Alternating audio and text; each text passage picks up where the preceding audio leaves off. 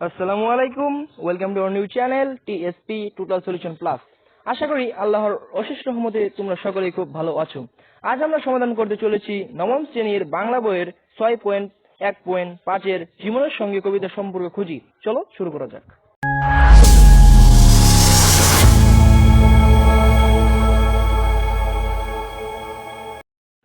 6.1.5 দেখা যাচ্ছে জীবনের সঙ্গে কবিতা সম্পর্ক খুঁজি।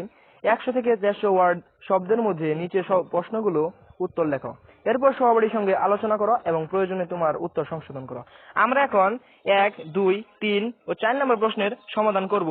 আপনারা আমাদের সাথে থাকবেন। প্রশ্ন একে বলা হয়েছে, কবর কবিতায় কবি কি বলতে চেয়েছেন?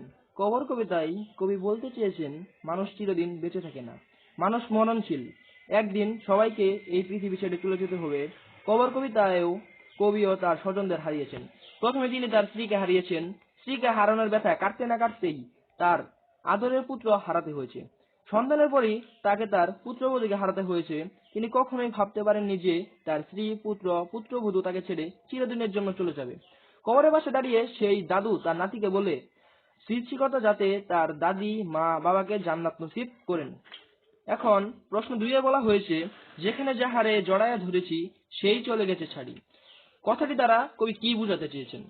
এখানে কথাটি দ্বারা কবি বুঝাতে চেয়েছেন, যেখানে যাহারে জড়াইয়া ধরেছি সেই চলে গেছে ছাড়ি। কথাটি দ্বারা বোঝানো হয়েছে যে বৃদ্ধ দাদু তার দীর্ঘ জীবনে অনেককে জড়িয়ে ধরে বাঁচতে চেয়েছেন, কিন্তু নিয়াজের খেলায় তিনি কাউকে জড়িয়ে ধরে বাঁচতে পারেননি, কারণ তিনি অকালে তার পুত্র, স্ত্রী, পুত্রবধূকে হারিয়েছেন।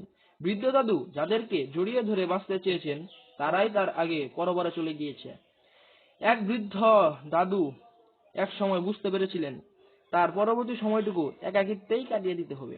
আলোচ্য লাইন দ্বারা এটি বোঝানো হয়েছে। প্রশ্ন 3 এ বলা হয়েছে, কবর কবিতায় সে সময়ের কথা বলা হয়েছে যে সে সময়ের জীবনযাত্রার মান কেমন ছিল। কবর কবিতায় যে সময়ের কথা বলা হয়েছে সে সময়ে জীবনযাত্রার মান ছিল অনুন্নত। জীবনযাত্রার মান অনুন্নত বলতে বোঝানো হয়েছে সে সময়ে দেশের আর্থিক সামাজিক অবস্থাগুলো ছিল খুবই খারাপ।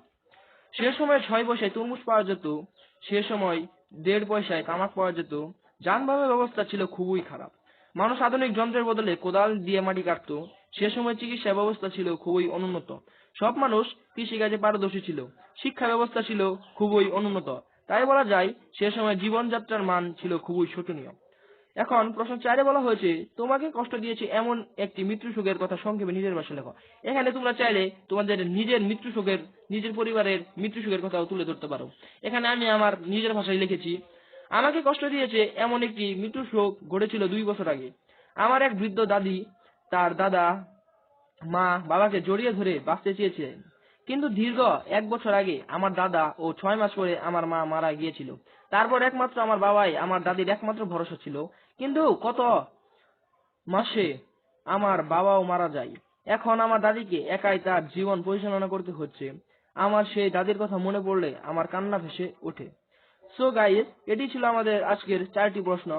যদি ভিডিওটি ভালো লেগে থাকে তাহলে লাইক করবেন, সঙ্গে সাবস্ক্রাইব করে রাখবেন যাতে করে পরবর্তী ভিডিওগুলো আপনাদের কাছে চলে যায়। আর আপনাদের বন্ধুদের কাছেও শেয়ার করবেন যাতে তারা এই ভিডিও দেখে উপকৃত হয়। সবাইকে ধন্যবাদ। আসসালামু আলাইকুম।